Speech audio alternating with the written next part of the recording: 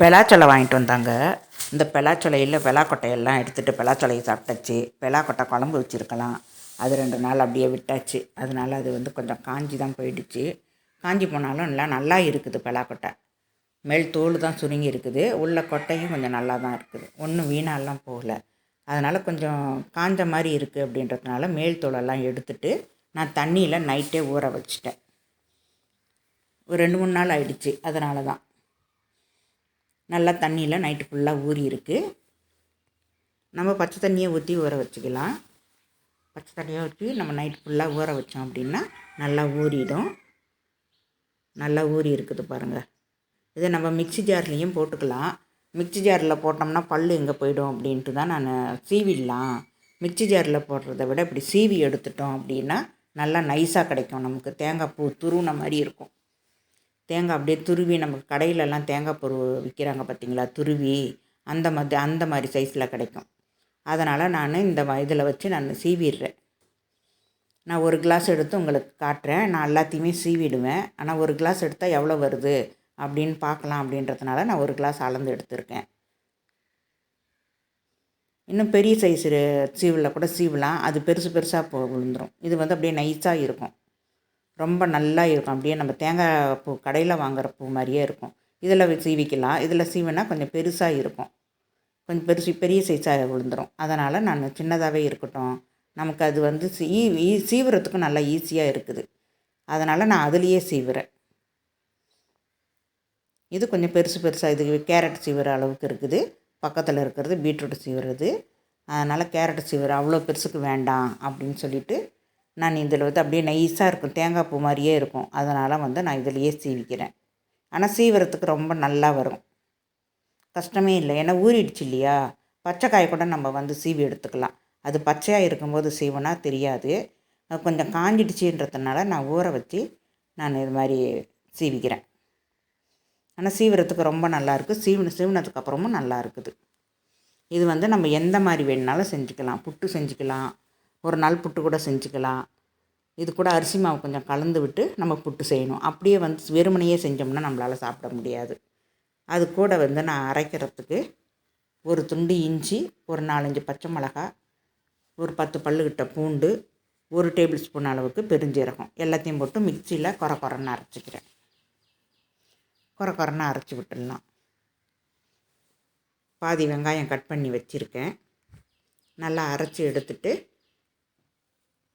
அது ஒரு கிளாஸுக்கு ஒரு கிளாஸ் வருது. அந்த பூ நம்ம துருவுனது ஒரு கிளாஸு நம்ம பலாக்கொட்டை எடுத்ததுக்கு ஒரு கிளாஸு துருவலும் வருது. இது மாதிரி கொரன்னு நம்ம அரைச்சி எடுத்துக்கணும்.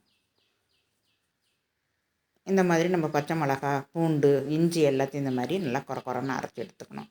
நைஸாகலாம் அரைக்க தேவையில்லை. நம்ம கொரன்னே அரைச்சா போதும். பெருங்காயம் வேணுன்னா கொஞ்சம் போட்டுக்கலாம். ஒரு பாத்திரத்தில் அந்த எடுத்த பலாக்கொட்டைக்கு இவ்வளோ வந்திருக்குது. நான் எல்லாமே இப்போ துருவிட்டேன். ஆனாலும் இருந்தாலும் நான் அளந்து போட்டுக்கிறேன். இது ஒரு கிளாஸ் துருவல் போட்டிருக்கேன்.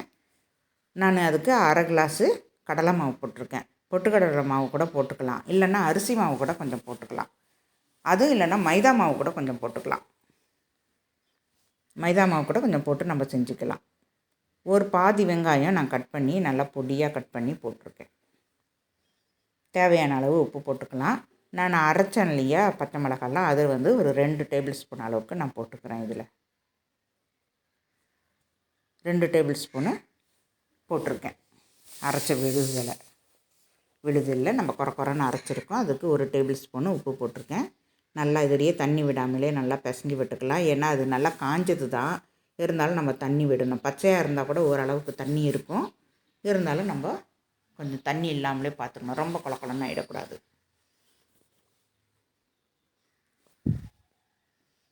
நம்ம தண்ணி கொஞ்சம் கொஞ்சமாக விட்டு நல்லா வடை பதத்துக்கு, வடை சைஸுக்கு வர்ற மாதிரி நம்ம விரியாமல் இருக்கணும், உடையாமல் இருக்கணும். இந்த மாதிரி தட்டணும் அப்படின்னா சைட்லலாம் உடையக்கூடாது. அந்த அளவுக்கு நம்ம பக்குவம் பார்த்து தண்ணி விட்டு நம்ம பிசைஞ்சு எடுத்துக்கலாம்.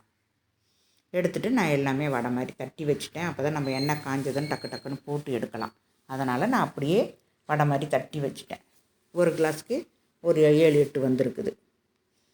எண்ணெய் நல்லா காஞ்சிடுச்சு. நான் கடாயில் போட்டுடுறேன். ஒன்றா எடுத்து போட்டு எடுத்துக்கலாம்.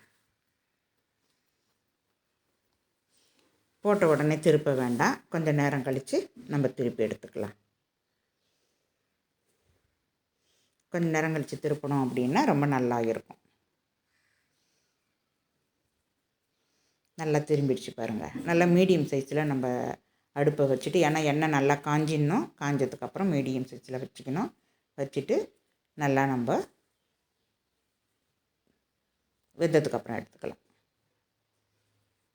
நல்ல ப்ரௌன் கலர் வந்ததும் நம்ம எடுத்துக்கலாம். மீடியம் சைஸில் வைக்கணும், இல்லைனாக்கா உள்ளே வேகாது, மேலே மட்டும் வெந்திருக்கும். அதனால் மீடியம் சைஸில் வச்சு எடுத்துக்கலாம். நம்ம வச்சு எடுத்துகிட்டு இது கூட வந்து தக்காளி சாஸு இல்லைன்னா தேங்காய் சட்னி வச்சு சாப்பிட்டோம் அப்படின்னா, தக்காளி சட்னி, கார சட்னி, தண்ணி சட்னி இருக்குது பார்த்திங்களா, அந்த மாதிரி சட்னி வச்சு சாப்பிட்டா கூட ரொம்ப டேஸ்டியாக இருக்கும். உள்ளெல்லாம் நல்லா சூப்பராக வெந்திருக்கு. உள்ளெல்லாம் நல்லா சூப்பராக வெந்துருச்சு. நீங்களும் ஒரு வாட்டி ட்ரை பண்ணி பாருங்கள், எப்படி இருக்குன்றதை கமெண்ட் பாக்ஸில் சொன்னுங்க. ஷேர் பண்ணிக்கோங்க. நீங்களும் ஒரு வாட்டி செஞ்சு பார்த்துட்டு கமெண்ட் பாக்ஸில் எப்படி இருக்குன்றதை சொல்லுங்கள். தேங்க்யூ.